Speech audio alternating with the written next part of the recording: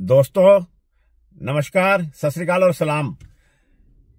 आज मैं आपको एक नए मैन ईटर टाइगर की स्टोरी सुनाने जा रहा हूं। और ये मैन ईटर टाइगर एस्टेब्लिश हुआ था दुधवा नेशनल पार्क में। और ये बात है दोस्तों 1984-1985 की। और ये मैन ईटर टाइगर एस्टेब्लिश हुआ था नौरंगपुर में। और इसका जो नाम है, जो टॉपिक है, वो है नौरंगपुर का मैन ईटर टाइगर या man eater tiger of Naurangpur.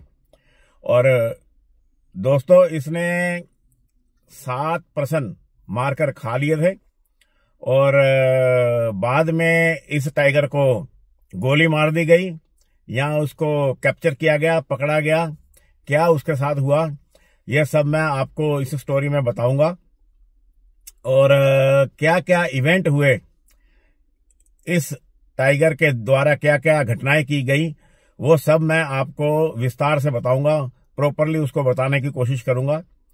और ये जो नौरंगपुर का मैन ईटर टाइगर था, ये जिस दौर में एक्टिव था नौरंगपुर और उसके आसपास के इलाके में, उस समय 1985 में मैं दुधवा पार्क गया था। और तब उस समय में यह मैन ईटर टाइगर वहां पर एक्टिव था। और मैंने खुद वहां पे इसका काफी खौफ देखा है, काफी डर देखा है वहां लोगों में। तो यह बात तो है ही है। उस समय में 1985 में दोस्तों 2 man eater tiger Dudhwa national park में एक्टिव थे। एक तो था सलूकापुर का मैन ईटर टाइगर, जिसकी कि मैंने स्टोरी आपको पहले डाली है। आप अगर प्लेलिस्ट में जाओगे सलूकापुर का मैन ईटर टाइगर, तो आपको वो स्टोरी मिल जाएगी और डिटेल में मैंने उसमें बताया है। और ये सलूकापुर का जो मैन ईटर टाइगर था, ये 1985 में अप्रैल के महीने में मारा गया था। और इसको मारने के बाद में एक और जो टाइगर वहां पे एक्टिव था, वो था नौरंगपुर का मैन ईटर टाइगर।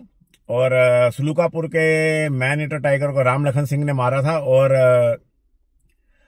इस टाइगर को मारा गया या पकड़ा गया, वो मैं अब आपको आगे बताता हूं। दोस्तों हो सकता है ये जो मेरी स्टोरी है, ये हो सकता है इसके 2 पार्ट बने, 3 बने और 4 भी बन सकते हैं।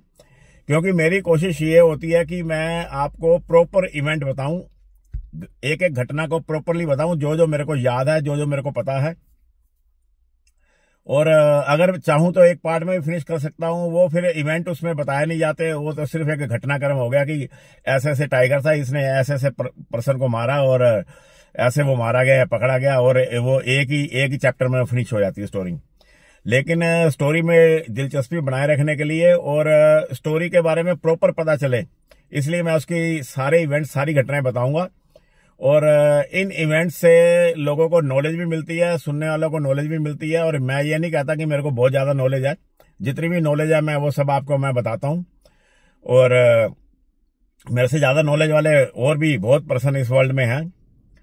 और साथियों, मेरे चैनल के साथ आप लोग बने रहना, क्योंकि इसमें मैं नई नई मैन ईटर टाइगर की, मैन ईटर लेपर्ड की और खूनी हाथियों की स्टोरी डालता रहूंगा। जैसे जैसे आगे आगे समय मेरे को मिलता रहेगा, मैं एक एक करके सब स्टोरी डालता रहूंगा इसमें।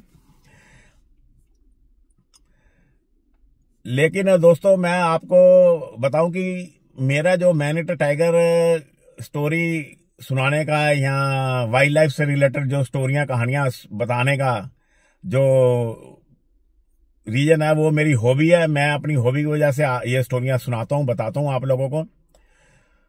मेरे को ये नहीं है कि मैं यूट्यूब से कोई मैंने अर्निंग करनी है, कोई कमाई करनी है। अगर मेरे को अगर व्यू मिलते हैं तब भी अच्छा है, अगर मेरे सब्सक्राइबर बनते हैं तब भी अच्छा है। लेकिन मेरा मेन पैशन है स्टोरी सुनाना। और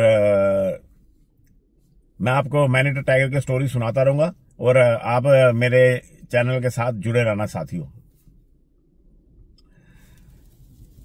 दोस्तों ये बात 1984-85 की है। मैन ईटर एक स्टैब्लिश हुआ था नौरंगपुर में। नौरंगपुर का जो गांव है दोस्तों, वो दुधवा पार्क के पास स्थित है। और दुधवा पार्क से ये करीब 12-13 किलोमीटर दूर है साथियों। और ये उत्तर प्रदेश में आता है। इस गांव में गन्ने की खेती की जाती है दोस्तों। उसमें भी गन्ने की खेती की जाती थी और आज भी की जाती है। वहां पर बड़े बड़े गन्ने के फार्म हैं और उन गन्ने के खेतों में गन्नों को खाने के लिए जंगली सूअर जंगलों में से निकल कर आते हैं और उनको गन्ना बहुत स्वादिष्ट लगता है। और दोस्तों, ये जंगली सूअर होता है, ये अपना अगला पैर मोड़ करके और झुक करके नीचे जमीन को ऐसे डिगिंग कर देता है जैसे कि हल चलाओ। जो मेरे साथी जंगलों के आसपास रहते हैं, जिनका जंगली सूअरों से पाला पड़ता है, उनको मालूम होगी इस बात को कि वे जमीन को बुरी तरह से डिगिंग कर देते हैं, खोद देते हैं उसको। बहरहाल जंगली सूअर उन खेतों में गन्ने खाने आते थे और उन गन्ने के खेत थे जो उनके किनारे के आसपास जो घास उगी होती थी उसको खाने के लिए प्राय चीतल भी आ जाते थे और काकड़ भी आ जाते थे उन खेतों में। और गन्ने के खेतों में खरगोश वगैरह तो रहते ही हैं और उनके फेर में वहां पे गीदड़ भी रहते हैं। इस प्रकार एक तरह से जो जंगलों के पास में जो खेत होते हैं उनमें जंगली जानवरों का आना जाना लगा रहता है। और इन हिरणों के फेर में, इन जंगली सूअरों के फेर में बहुधा दुधवा पार्क के जो टाइगर है वो भी उन खेतों में आ जाया करते थे और वहां पर आते थे और जंगली सूअर का शिकार करते थे या हिरणों का शिकार करते थे। और इतना तो है ही है, ये जो शेर थे ये गन्ना खाने के लिए आने वाले सूअर आदि को मारकर खाने के बाद गन्ने की छाया में ही सो जाना, आराम करना इन शेरों का एक स्वभाव सा ही बन गया था। जो स्थानीय लोकल फार्मर इन टाइगर का स्वागत ही करते थे। ये जो स्थानीय लोकल फार्मर थे इन टाइगर्स का स्वागत ही करते थे क्योंकि गन्ने को नुकसान पहुंचाने वाले जानवरों को वो मारकर खाते थे।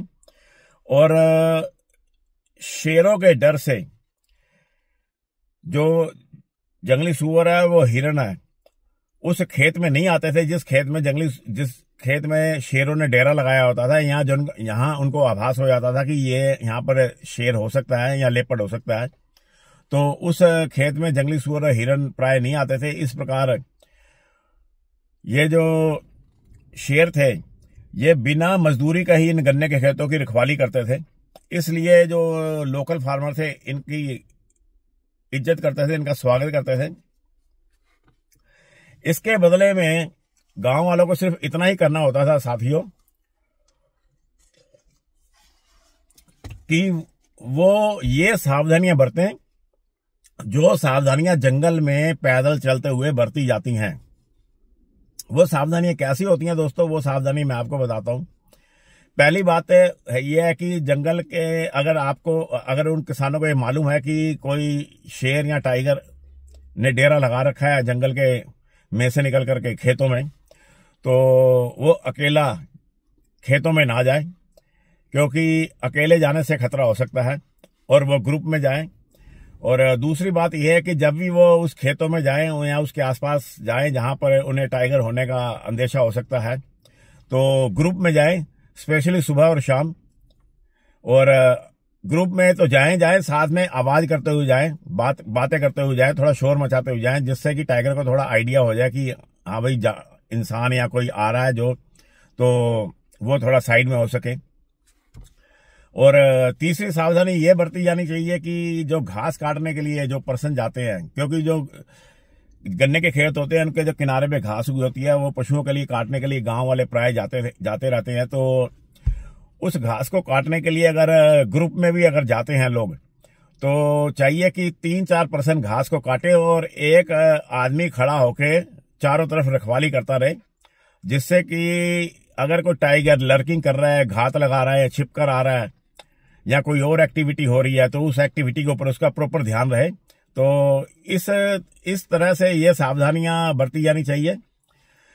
तो बस यही सावधानियां बरतने की जरूरत है उन्हें, और इसके बदले में उन्हें फ्री में टाइगर से सेवा मिलती है उनके गन्ने के खेतों की रखवाली करने के लिए। दोस्तों, एक और बहुत बड़ी सावधानी के बारे में मैं आपको बताता हूं कि अपने पालतू डॉग को साथ लेकर नहीं जाना चाहिए। हालांकि पालतू डॉग अगर आपके साथ जाता है तो अगर वो कोई जानवर होता है तो उसको देख करके उसको पहले स्मेल आ जाती है या उसको आवाज आ जाती है। हालांकि जो डॉग होता है उसकी भी जो स्मेलिंग पावर होती है साथियों, वो काफी स्ट्रोंग होती है। और साथ में वो जो डॉग होते हैं उसके सुनने की पावर भी बहुत तेज होती है। ये जो डॉग होते हैं दोस्तों, ये जब फील करते हैं किसी जानवर को तो ये भौंकते हैं, गुर्राते हैं, आवाजें करते हैं। अगर वो जानवर जैकल हुआ या कोई और छोटा जानवर हुआ, लोमड़ी हुई, खरगोश हुई, तब तो ठीक है। लेकिन अगर वो टाइगर हुआ तो वो अट्रैक्ट होता है। वो इंसान की तरफ अट्रैक्ट नहीं होता, वो डॉग की तरफ अट्रैक्ट होता है और डॉग के ऊपर अटैक करने के लिए आता है वो। और जब वो टाइगर या लेपर्ड डॉग की तरफ अटैक करने के लिए आएगा तो नेचुरली जो डॉग है वो अपने मालिक की तरफ सेफ्टी के लिए भागेगा। पहले तो वो डॉग है जो शेर बना होता है, भौंकता है, और बाद में जब देखता है कि उसकी जान की आफत आ गई है तो जान बचाने के लिए वो मालिक की तरफ भागता है। और जब वो डॉग जान बचाने के लिए मालिक की तरफ भागता है तो इस तरह से वो शेर के चक्कर में फंस जाता है, क्योंकि डॉग तो भागने में तेज होता है, वो तो निकल के भाग जाएगा और इंसान इस फेर में मारा जाएगा। इसलिए डॉग को साथ लेकर जाना नुकसानदायक भी हो सकता है। तो इस प्रकार की सावधानियां अगर वो बरतते हैं तो बचे रहते हैं और उन्हें किसी तरह का कोई भी नुकसान नहीं होता है। और एक और सावधानी उनको ये बरतने की जरूरत है कि टाइगर को देख करके हिरन बोलते हैं दोस्तों, दूसरे सब जानवर बोलते हैं, ये तो आप लोगों को पता है। लेकिन चिड़ियां भी बोलती हैं, गिलहरियां जो होती हैं वो भी बोलती हैं, और ये जो छोटे और तमाम जो जीव होते हैं, चिड़िया डिफरेंट कई तरह की चिड़िया मिलती हैं खेतों में, वो पुकारती हैं, और गीदड़ भी बोलता है। तो इन सब चीजों पे भी ध्यान देने की जरूरत है। यही नहीं कि डियर बोल रहा है और काकड़ बोल रहा है, सांबर बोल रहा है, लंगूर बोल रहा है तो टाइगर की साइटिंग हो रही है। नहीं, ये टाइगर की कॉलिंग तो करते ही करते हैं। इसके अलावा जो गिलहरियां हैं, जो चिड़िया, कई तरह की चिड़िया, मैना होती हैं, वो भी टाइगर को देख करके पुकारती हैं। तो उनकी आवाजों की तरफ भी ध्यान देने की जरूरत है कि कोई टाइगर की एक्टिविटी आसपास है। ये तमाम सावधानियां बरतने की जरूरत होती है। ये जो गन्ने के खेत होते हैं वो फीमेल टाइगर के लिए बच्चे देने के लिए एक आदर्श जगह होते हैं, और ये बहुत बढ़िया प्रसूति गृह का काम करते हैं, जहां और जन्म के समय शेरों के जो बच्चे होते हैं वो अत्यंत असहाय व बेबस होते हैं।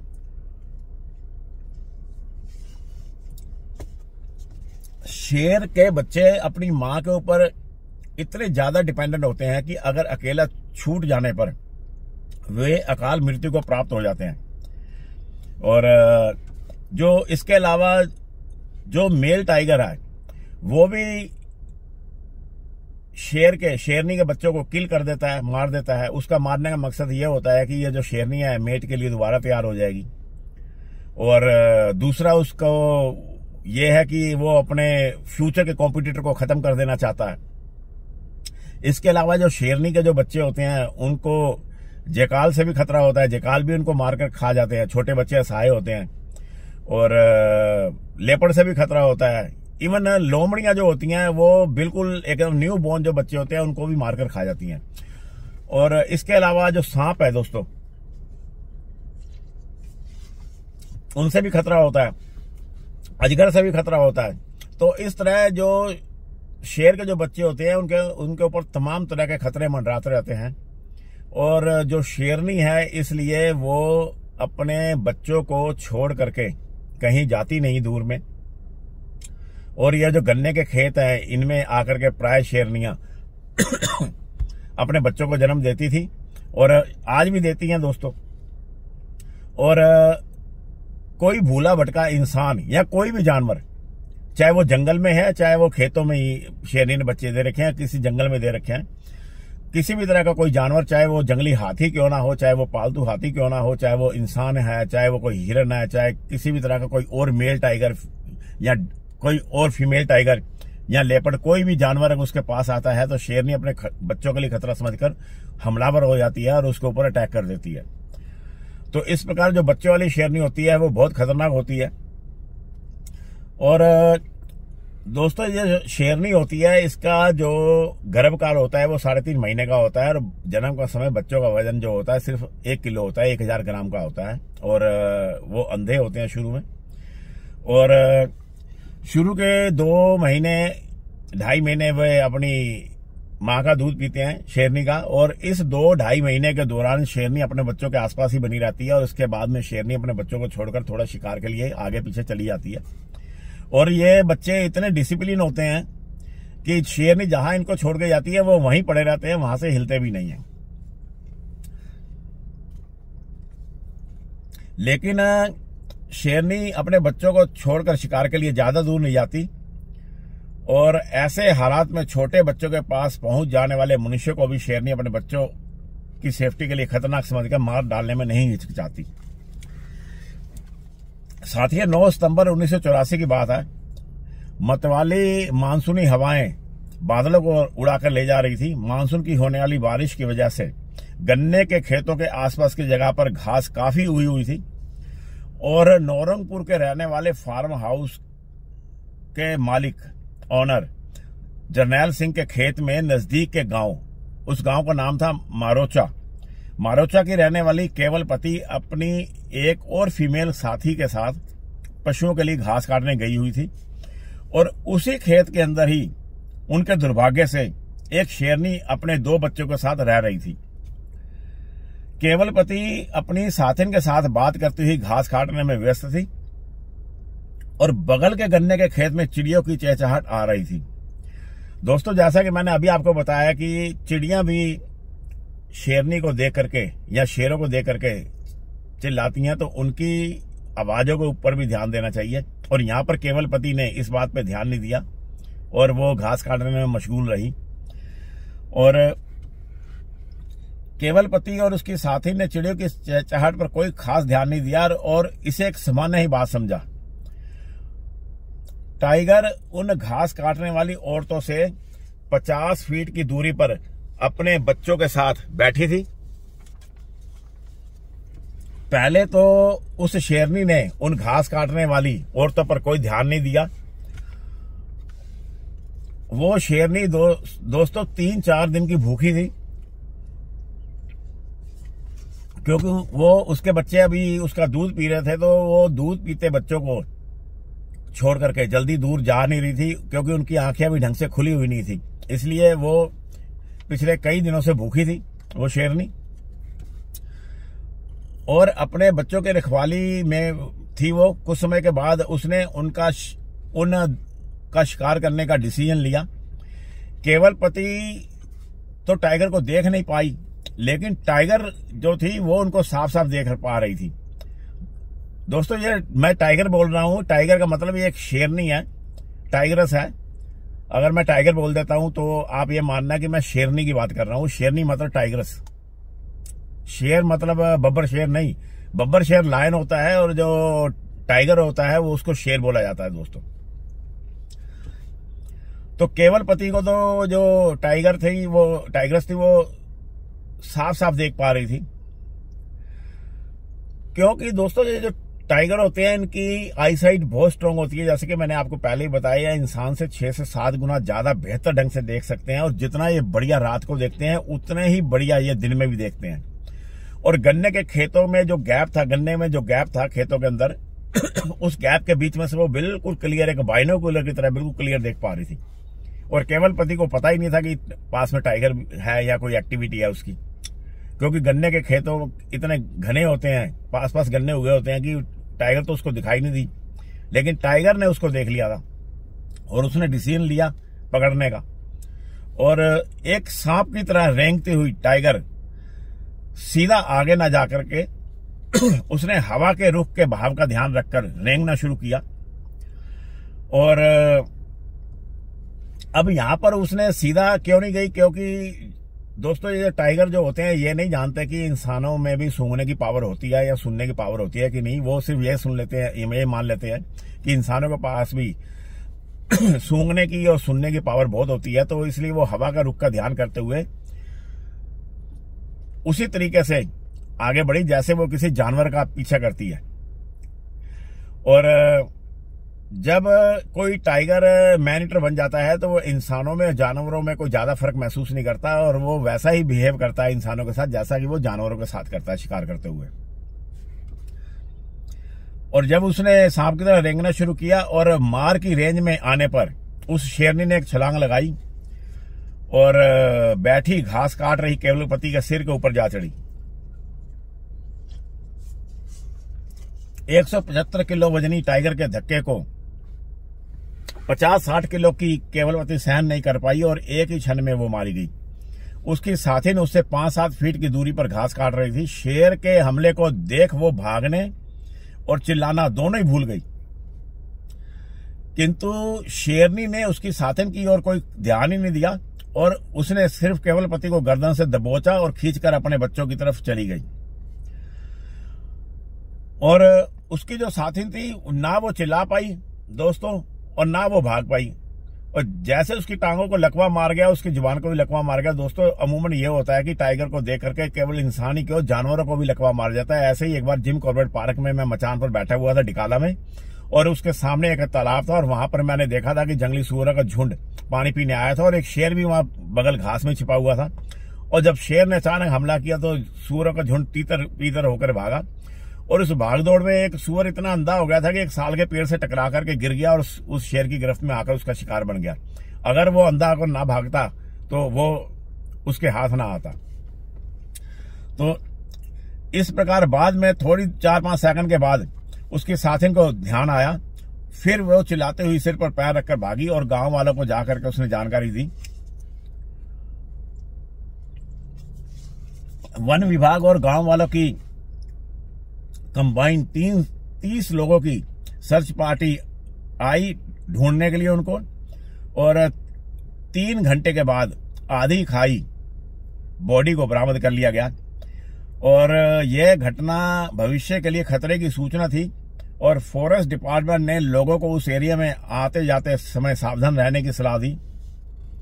लोगों के द्वारा सावधानियां बरतने की वजह से जल्दी कोई और दुर्घटना नहीं घटी, लेकिन 7 नवंबर 1984 को करीब 2 महीने के बाद में नौरंगपुर निवासी राम कुमार इस नरभक्षी शेरनी का शिकार हो गया। राम कुमार गन्ने के खेत के किनारे हुई घास को काटने गया था और भरी दोपहर को जाने के बाद जब शाम तक वो नहीं आया तो उसके परिवारजन कुछ गांव वालों के साथ सरदूल सिंह के गन्ने के फार्म पर गए और वहां किनारे पर ही कटी हुई घास का उन्हें गट्ठर मिल गया। उसकी दरांती गट्ठर से 20 फीट की दूरी पर मिली। जहां गट्ठर मिला वहीं पर उसका अंगोछा भी पड़ा हुआ था और धरपकड़ और संघर्ष के निशान भी नजर आ रहे थे। घटना स्थल के आसपास जो संघर्ष के निशान थे और टाइगर के पैरों के निशान भी पड़े हुए थे, तो उससे पता चला कि जब गट्ठर काटने के बाद में जो राम कुमार था वो खड़ा हुआ तो जो शेरनी थी वो स्नीकिंग कर रही थी। वो घात लगा करके हवा का रुख का घात लगाते हुए, जैसे उसने पहला शिकार किया था ऐसे ही वो आई और सांप की तरह रेंगती हुई। और इतने में अचानक जो राम कुमार था वो खड़ा हो गया। उसको तो पता ही नहीं था कि शेरनी है सामने, वो तो अपने नॉर्मली खड़ा हुआ गट्ठर सर पे रखने के लिए, और शेरनी को लगा कि उसका शिकार भागा जा रहा है और शेरनी ने सीधी 2 छलांगे ली और राम कुमार के ऊपर सवार हो गई। राम कुमार ने संघर्ष करने की कोशिश की, लेकिन 1-2 क्षण में ही वो शेरनी के द्वारा मार दिया गया। लेकिन जो दोस्तों जो राम कुमार था उसने संघर्ष करने से पहले अपनी दरांती फेंक कर मारी थी। जैसे टाइगर, उसने देखा टाइगर आया, उसने फेंक कर ऐसे दरांती मारी, और इसी कारण से जब खोजी दल गया था, सर्च पार्टी गई थी, तो उनको घटना स्थल से 20-25 फीट की दूरी पर राम कुमार की दरांती मिली थी और उसका अंगोछा मिला, उसके कपड़े मिले, उसके बाद घसीटन के निशान मिले और टूटे हुए गन्नों की लाइन बता रही थी कि टाइगर कहां लेके गई है राम कुमार को।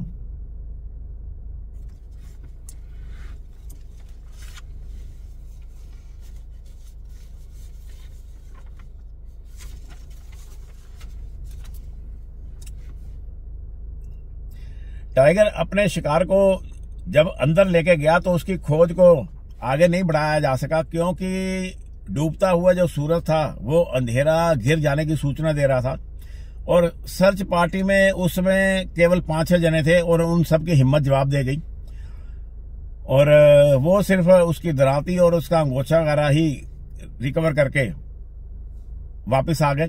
और अगले दिन 8 नवंबर 1984 को जब सर्च पार्टी सुबह दोबारा गई तो उसका आधा खाया हुआ शरीर मिला। दोनों टांगे उसकी खा ली गई थी, एक बाजू भी खा लिया गया था। और इस प्रकार ये नौरंगपुर की शेरनी का ये दूसरा शिकार था। नौरंगपुर की शेरनी का अगला शिकार बने मरोचा गांव के ही रेजिडेंट मुन्नी लाल, जो ग्रोसरी करने साइकिल से घर से निकले थे। और जब ये मुन्नी लाल जब देर रात तक वापस नहीं आए थे, गांव वाले चिंतित हुए। अक्सर वो जब ग्रोसरी करने जाते थे, दरअसल में वो ग्रोसरी करने जाते थे अपनी दुकान के लिए। उनकी एक छोटी सी दुकान थी मरोचा गांव में, तो वो उस दुकान के लिए एक साइकिल पर ग्रोसरी करने निकले थे। और जब लेट नाइट तक वो नहीं आए तो अगले दिन बैलगाड़ी के रास्ते के किनारे गन्ने के खेत के 3-4 फीट अंदर तक उसकी साइकिल मिली। गन्ने के खेत के 3-4 फीट अंदर जाकर के उसकी साइकिल मिली। वो जो बैलगाड़ी की जो लीक होती है उसके बगल में जो गन्ने का खेत था उसके 3-4 फीट अंदर तक साइकिल थी। और जब सर्च पार्टी वहां गई ढूंढने के लिए तो वो तो पहली निगाह में उनको नजर आ गया कि इसके साथ कोई अनहोनी हो गई है, क्योंकि उसकी ग्रोसरी बिखरी पड़ी थी और जो साइकिल थी वो बाहर पगडंडी पर लीक पर ना होकर के गन्ने के खेत में 3-4 फीट अंदर तक चली गई थी। दरअसल में ऐसा हुआ था कि जैसे ही उस शेरनी ने देखा कि जो मुन्नी लाल है वो आ रहा है, उसको तो नाम कुछ पता नहीं, उसको तो ये पता है कि शिकार आ रहा है। जब उसने देखा कि शिकार आ रहा है तो वो गन्ने के खेत के किनारे छिप के बैठ गई। और जैसे ही मुन्नी लाल निकला उसने पीछे से एक छलांग मारी और साइकिल समेत मुन्नी लाल गिर गया। और 1 सेकंड के अंदर ही उसने सीधे उसकी गर्दन पकड़ ली। और गर्दन पकड़ने के बाद में जब उसने उसको पकड़ करके घसीटने की कोशिश करी, ड्रैगिंग करने की कोशिश करी, तो मरने से पहले मुन्नी लाल की बॉडी थोड़ी तड़फी होगी और उस तड़फड़ाहट में उसकी जो टांग वांग थी वो कहीं साइकिल में फंस गई होगी या कपड़े फंस गए होंगे। तो जब उसने मुन्नी लाल को ग्रैब करा अंदर ले जाने के लिए गन्ने के खेत में, तो साइकिल भी साथ में घसीटती चली गई। और इस प्रकार साइकिल 3-4 फीट तक घसीटने के बाद में फाइनली साइकिल वहां रह गई और वो मुन्नी लाल की बॉडी को घसीट करके ले गई। और इस प्रकार जो साइकिल थी वो 3-4 फीट अंदर से बरामद हुई। और इस प्रकार ये जो नौरंगपुर की शेरनी थी उसका ये तीसरा शिकार था। दोस्तों इसका बाद में उस मैनीटर टाइगर्स ने क्या किया ये मैं अब आपको अगले अपने उसपे जो एपिसोड होगा या पार्ट होगा उसमें मैं बताऊंगा, क्योंकि 26-27 मिनट की ये बन चुकी है स्टोरी। और इसके बाद में उस टाइगर ने क्या क्या इवेंट किए और किन किन लोगों को मारा, कैसे मारा और कैसे उसकी खोज की गई, कैसे उसको पकड़ा गया या मारा गया, सब मैं आपको अपने अगले पार्ट में बताऊंगा। मेरे चैनल के साथ आप बने रहना मेरे साथियों। अपना ख्याल रखना। नमस्कार, सत श्री अकाल और सलाम साथियों।